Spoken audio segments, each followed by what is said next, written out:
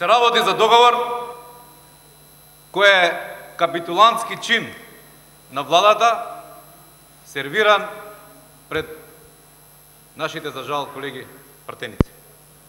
Се работи за противуставен договор, со кој се врши измена на уставот.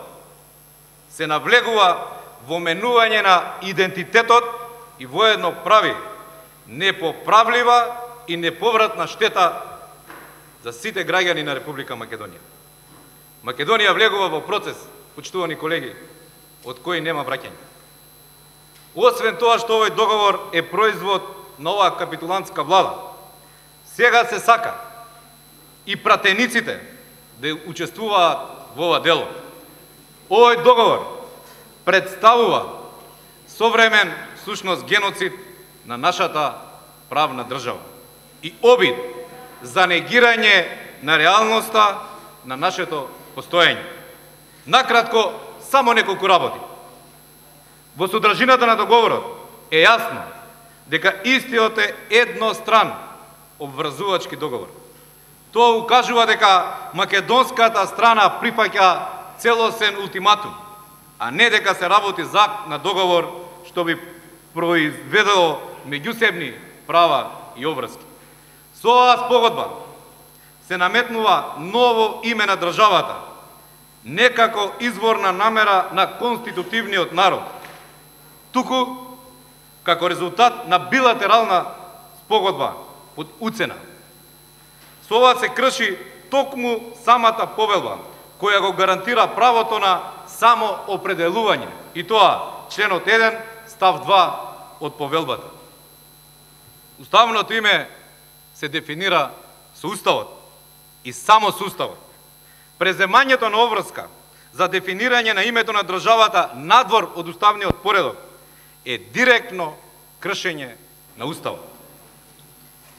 Целосно откажување од натамошна употреба на досегашното разбирање и користење на терминот Македонија и македонски, дури и во внатрешна употреба.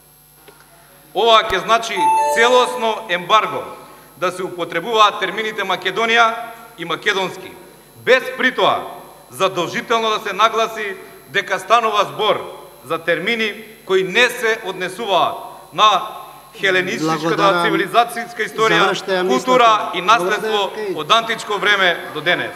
А сега, почитуван Талат Џафери, за вас имаме флагрантно кршење по трет пат и на деловникот, и на законите, и на Уставот на Република Македонија, таму каде што треба најмногу да се почитуваат, а тоа е Собранието на Република Македонија. За граѓаните на Република Македонија, еве уште еднаш, по кој знае кој пат, нема да должам многу. Вели вака дел од деловникот. Прекрашење член 135 став 4 од деловникот кој вели дека е злоупотребено европското знаменце. Овој член, почитувани граѓани, предвидува дека кога предлог на закон содржи одредби со кои се врши усогласување со правото на ЕУ, во воведот на законот се наведуваат податоци за изворниот акт на ЕУ со пол назив, број и датум. Во воведот на предлог законот за ратификација на конечната спогодба за решавање на разликите со Грција не е наведен изворниот акт на ЕУ со пол назив, број и датум, поради што ваков правен акт на ЕУ воопшто не постои, почитувани колеги и почитувани граѓани на Република Македонија. И уште една реченица.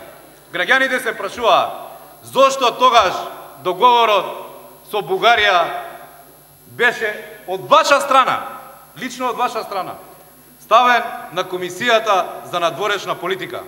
Одговорот е, еве, во службен весник, број 64 од 31 мај 2017 година, кој вели дека надлежности на Комисијата за надворешна политика при Собранието на Република Македонија, покрај другите одредби, се и ратификација на меѓународни договори. Колеги од владачкото мнозинство, подражувате неделовничка процедура, подржувате незаконска процедура, подржувате неуставна процедура.